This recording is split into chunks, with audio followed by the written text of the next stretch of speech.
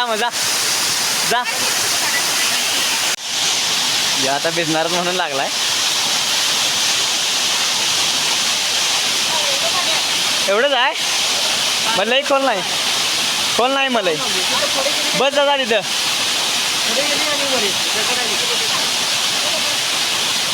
वा वा वा मस्त. भिजणारच. अरे पडले पाणी चढते वर जाऊ नकोस. नाही डोळ्याला लागते लय वाईट. आता ह्यो गेलाय भिजायला. कारण मला असं वाटायला मी पण भिजलो असतं बरं झालं असतं. कारण माझ्याकडे 2 मोबाईल बॅटऱ्या ते नाहीत आणि माझी इच्छा हातालाही झाल्या. तर मी मनाला कंट्रोल घालणार आहे. तर फायनली आता इथनं आम्ही जाणार आहे. कारण इथं जायची इच्छा पण होईना. कारण गार असं दुष्काळ वारं मारते आणि लई भारी वाटायला लागले. पण आत्ता तुम्हाला सांगतो पाऊस नाही तोपर्यंत आम्ही जायला पाहिजे. कारण आम्हाला रस्ता चढून आणि वरनं जायचं आहे. तर चला वड्यातनं त्यांनी जायला लागते. आता रिटर्न चाललो आहे आम्ही.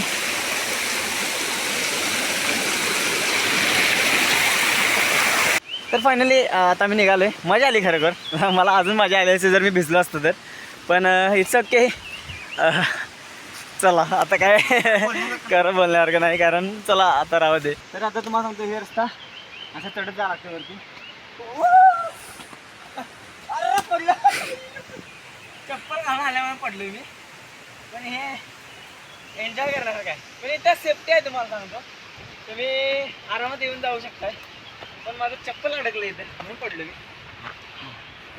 पण मजा तर अशी येणारच नाही जोपर्यंत आम्ही असलं काही वेडे वाकडे चाल करणार नाही. पण तुम्हाला सांगतो जर आपण एखाद्या पर्यटन ठिकाणी जर जायचं असेल आणि सेफ्टी असेल तर त्या ठिकाणी तुम्ही असं करू शकता. पण तुम्हाला सांगतो जास्त जर आपण रिस्की काम केलं तर त्यावर का वाईट काय नाही.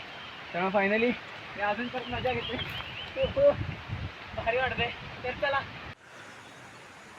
तर तुम्हाला सांगतो मगाशी इथनं आम्ही चालत गेलेलो आणि आता ह्या मगाशी म्हणलं की तुम्हाला दगड किंवा मोठा आहे त्या दगडावरून आता इथे शेवा झाली आणि इथनं उतरताना एवढं डेंजरस वाटतं की नाही. आता आज पाऊस नाही त्यामुळे एवढं काय वाटत नाही. पण जर काय इथनं पावसातनं यायचं म्हटलं तर 100% पाणी चढणार. अशी मस्त एक गोष्ट दाखवतो की तुम्हाला पटणार पण नाही. तर ही बघा करवंद आहे तिथं. हे बघा करवंदाची झाड आहे आणि याला आता कच्ची करवंद लागल्यात. मग आता जर पूर्ण सीझन संपलेला असतो तरी पण आता करवंद आहेत म्हणलं विचार करा. माझ्या मागं बरोबर दिसायचं बघा. हे तर एकदा खाऊन बघतो कसं लागते.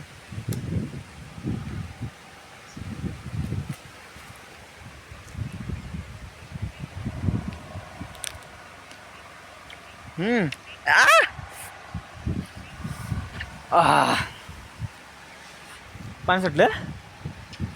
हा माहिती होतं करवंद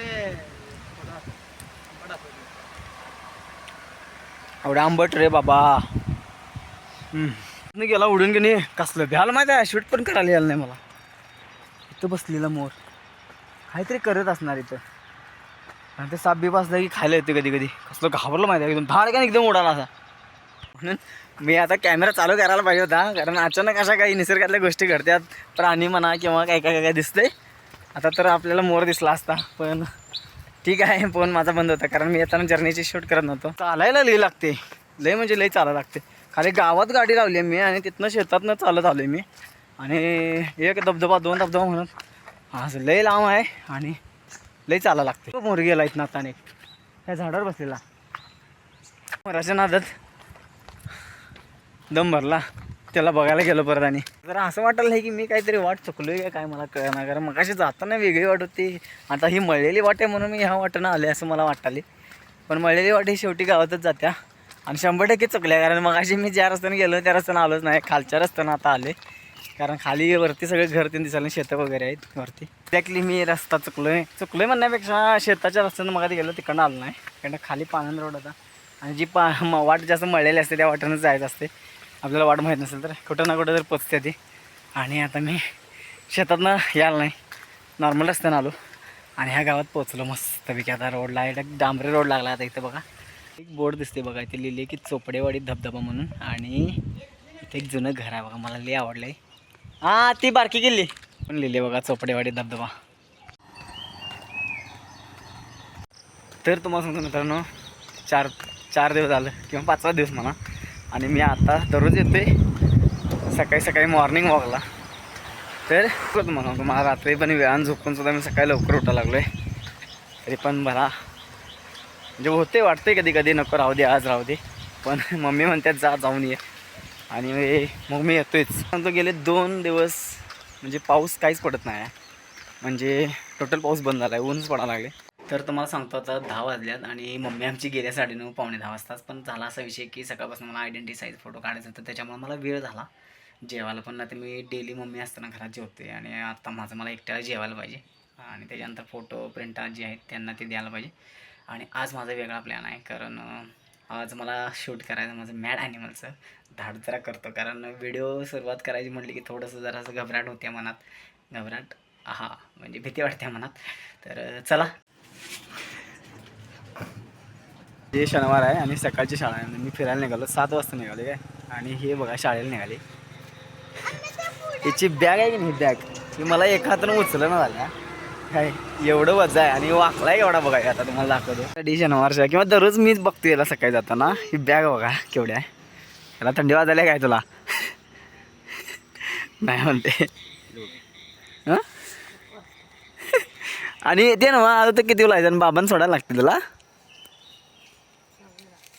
सोडायला पाहिजे काय, जाता येते तुला इथनं, येते तुला एकटं जायला.